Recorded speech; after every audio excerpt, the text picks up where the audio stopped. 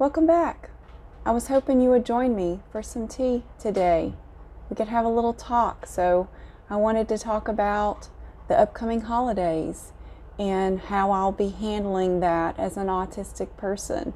We'll talk about that a little bit. Maybe we can help you figure out what you should do for the holidays. So I'm hoping you'll be able to get some good ideas. So we'll chat about this and drink our tea and discuss the upcoming holidays.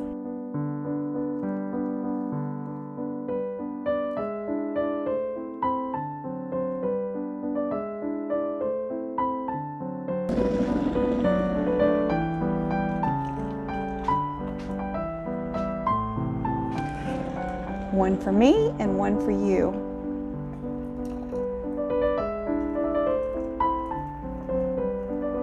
I appreciate your suggestions on the tea as I'm pretty new to it, and somebody had recommended putting milk in my tea, but apparently you don't put milk in certain teas.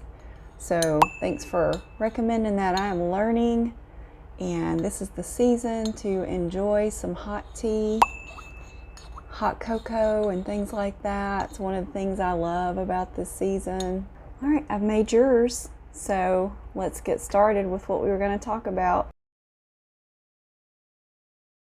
So it's just kind of an overcast day here, kind of drizzly. Not a day to go outside, but it's a day my son wants to put up decorations, and he's been begging me for at least 2 weeks. In fact, he's had his Christmas decorations up since before Halloween, believe it or not, because he always really enjoys setting up and decorating for Christmas. In fact, I'll show you some video clips right here of what our front yard currently looks like.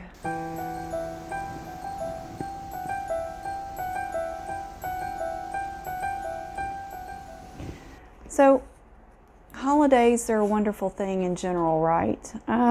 There are things about holidays that we really enjoy, and then as an autistic person, there are things that we dread because of certain aspects of it for us and how difficult it is. And, you know, before my diagnosis, I just did the holidays any old way, however the traditions were. You know, whatever your family does, you usually end up doing as far as traditions go. Well, there was no topping my grandmother's Christmases because she would decorate her entire house, I mean down to her bathroom, changing out the light bulbs. But she just made it really special and magical as a child. So it was a Christmas to remember. There would be records playing in the background, old vintage Christmas records or 8-track players. Does anybody know what those are? And it was just the whole atmosphere, really. And what a stark contrast to how I do Christmas now. It's just nothing comparing to that. I've dropped the ball, you can say. The only reason there's anything decorated around here nowadays is because my son goes through the effort to do that because it's his hobby and he enjoys that, and I so much don't because I get so stressed out. It has become a huge source of stress to me thinking of decorating for the holidays, whereas I used to go all out. I just don't have the energy anymore. I don't have the emotional energy, the physical energy to do it. I don't desire to do it anymore the way I used to for years and years and years. You know, it makes a difference when you have little kids, how far you'll go just to get that reaction from them and to make it special. But hey, my daughter's out of the house. My son is 15. I don't go through the effort anymore. I save myself that energy and time.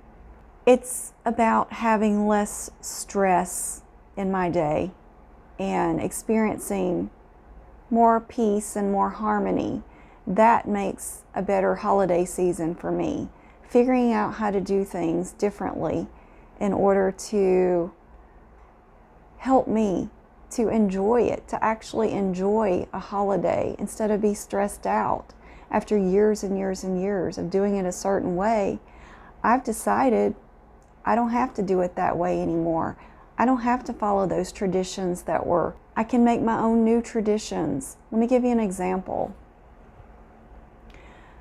My mom came for Thanksgiving a year or two ago, and instead of making everything, the turkey, all the side dishes, the desserts, I did something radically different. We went to the store and bought things that are holiday foods like mashed potatoes and macaroni and cheese and things like that. But we bought the kind that we could just heat up and heat in the oven or microwave, and then it was that easy. I didn't have a bunch of dishes to stress me out. I didn't have to do a load of dishes. And it was wonderful. And it worked for me that year because I was so stressed out emotionally.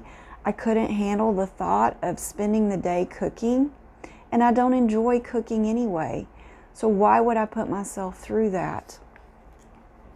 Another year for the holidays, what we did was had our meal catered. We had Thanksgiving at our house, but I was able to handle it because the food was catered.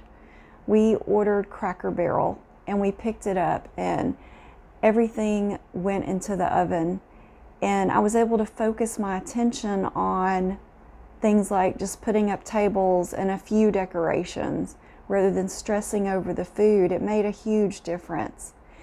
And then also telling my company what time it would be from. I know when you are autistic, sometimes you don't like to think of the idea of people maybe hanging out at your house for hours upon hours. If they understand, they know your challenges, they can respect that when you say the meal's going to be from 4 to 6, that's what it is, and you'll enjoy your time together. But there's going to be time limits because that's what you're needing to keep some of your energy and not be totally drained and have no spoons left at the end of the night because you sacrificed everything you had mentally and physically, and because the people in your life love you.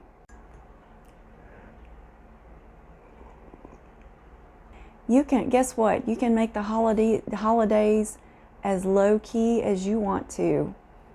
Who says you have to decorate every room in your house just because you had a parent that did that? You don't have to if you don't want to. You can still make things special in your own way. What is special about the holiday to you? What do you want your loved ones to get out of it?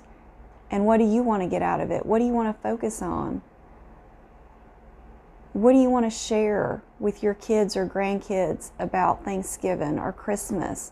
Do you hold any traditional beliefs or religious beliefs you want to pass on to them? Maybe focus on those.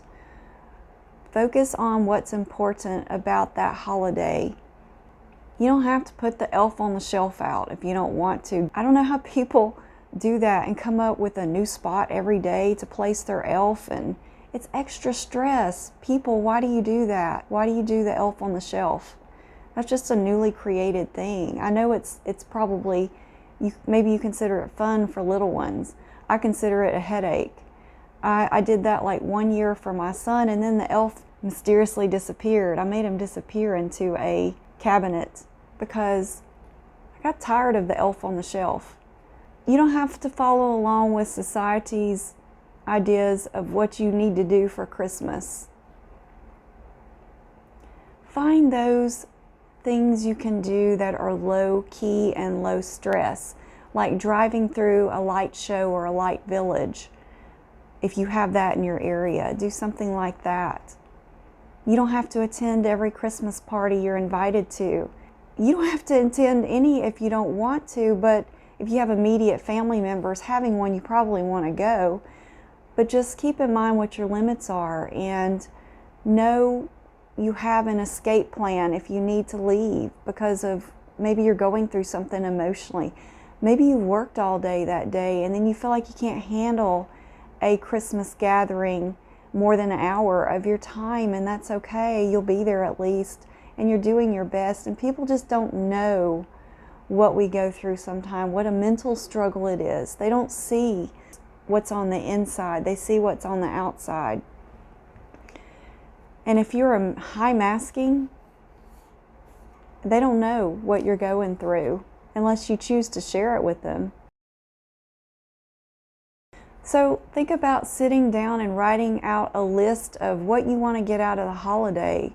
What do you want from the holiday?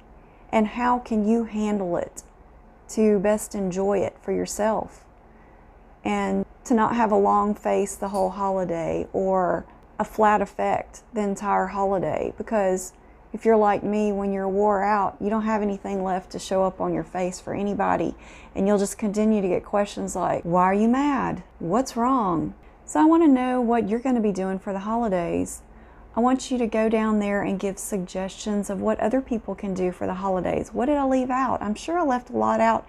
I could probably even make a part 2 about the holidays. So if you give enough suggestions, maybe I'll put them into a video and talk about that.